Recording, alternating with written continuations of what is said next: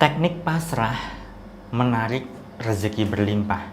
Dapatkan digital book gratis dengan format ketik nama Anda, mau digital book rahasia magnet uang, lalu kirim ke tim saya Mbak Lisa di WA 08112573 kali 58.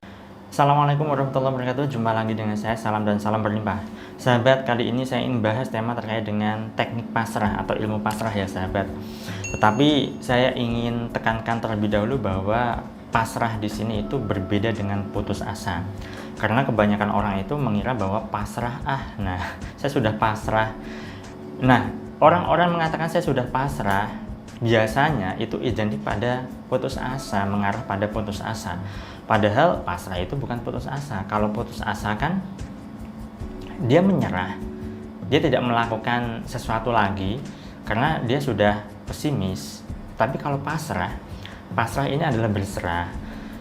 Kalau dalam Islam itu namanya tawakal, ya. Jadi menyerahkan segala sesuatu, apapun persoalan kita itu kepada Tuhan, kepada Allah. Nah, ada salah seorang peserta kelas online saya juga yang beliau itu menerapkan ilmu pasrah ini, ya, dalam hidupnya. Saya akan bacakan sahabatnya. Beliau japri ke saya, ya, ini memang sudah cukup lama testimoninya, tapi saya angkat. Saya rasa ini sangat perlu. Karena apa? Ya, tidak semua orang itu bisa menciptakan kepasrahan di dalam diri secara totalitas. Butuh berlatih. Saya sendiri pun masih berlatih hingga sekarang. Karena memang tidak mudah, sahabat. Nah, kebetulan beliau ini yang saya bacakan testimoninya adalah salah seorang peserta kelas online saya yang namanya Servo Keberuntungan, ya. Nah, saya bacakan saja. Nah, Pak, terima kasih banyak ya ilmunya. Saya awalnya sudah putus asa dengan keadaan. Saya sempat pengen mati rasanya. Perusahaan saya macet. Perumahan juga susah sekali tembus cair. Hutang di mana-mana, tagihan datang terus-menerus, sampai saya dengar audio Bapak menarik keberuntungan dengan bersyukur.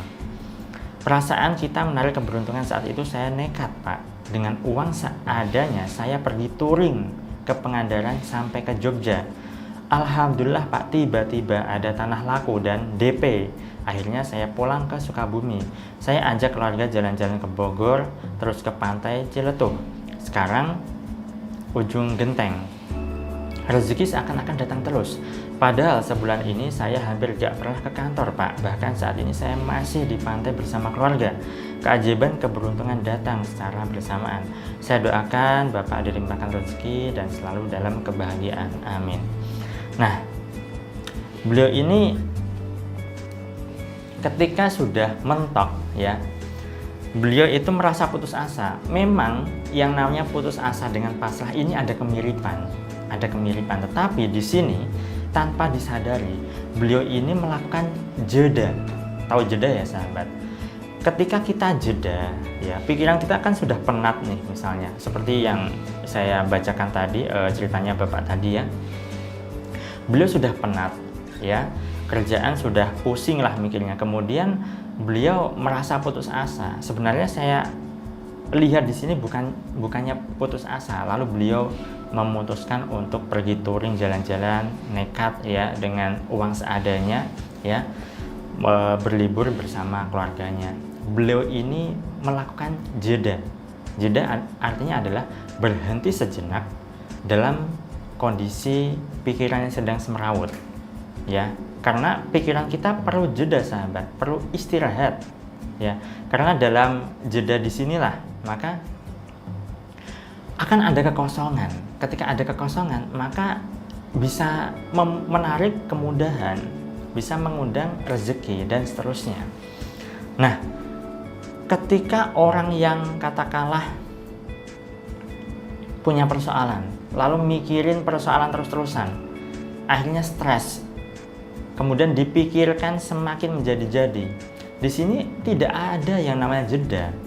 Pikirannya ini selalu muter, pikirannya selalu aktif, selalu liar, ya, mikir ini, mikir itu, mikir persoalan ini, persoalan itu.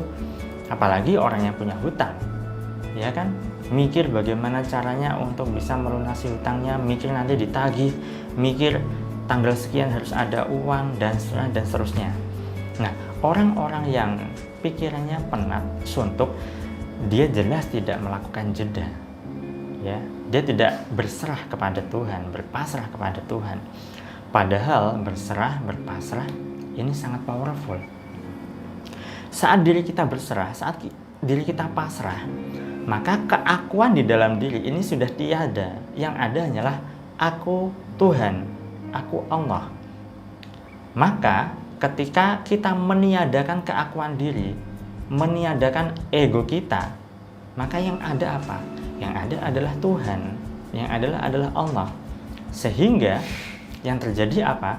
Ya, persoalannya diselesaikan oleh Tuhan hanya dengan jentikan jari saja selesai, atau dapat solusi, begitu loh.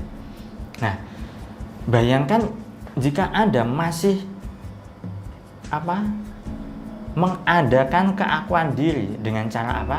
Ya dengan mengeluh lah, dengan masih mikirin persoalan lah, masih berkutat pada masalah lah, maka aku, diri Anda, diri kita itu masih ada.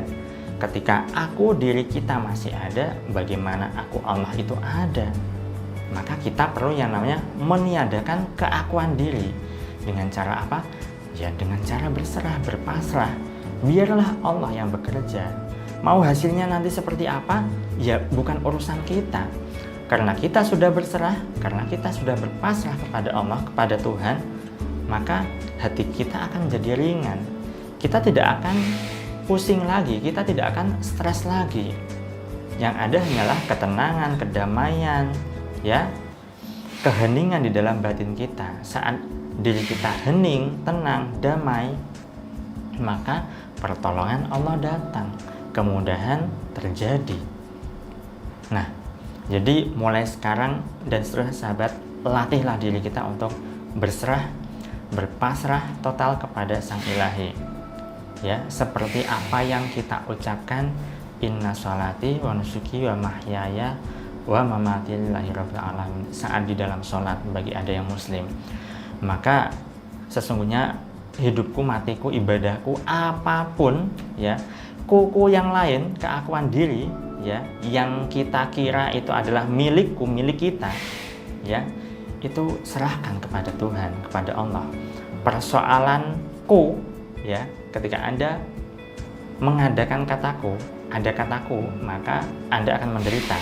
Tapi ketika kunya hilang, hanya sekadar persoalan saja, maka hati kita menjadi netral. Ketika Anda mengucapkan hutangku, ku ada, diri Anda semakin cemas karena Anda merasa punya hutang. Tetapi mendengar kata hutang saja itu akan lebih meringankan dibanding dengan kata hutangku. Yuk sahabat, marilah berserah, marilah berlatih untuk berpasrah total kepada Tuhan. Latih setiap saat, setiap hari, karena bagaimanapun juga hidup kita adalah sarana berlatih untuk menjadi diri yang lebih baik, untuk kehidupan yang lebih baik juga. Saya doakan agar hidup Anda berlimpah, agar Anda dimudahkan rezeki, dan agar Anda digampangkan segala serta urusan Anda. Saya salam, terima kasih, dan salam berlimpah. Assalamualaikum warahmatullahi wabarakatuh.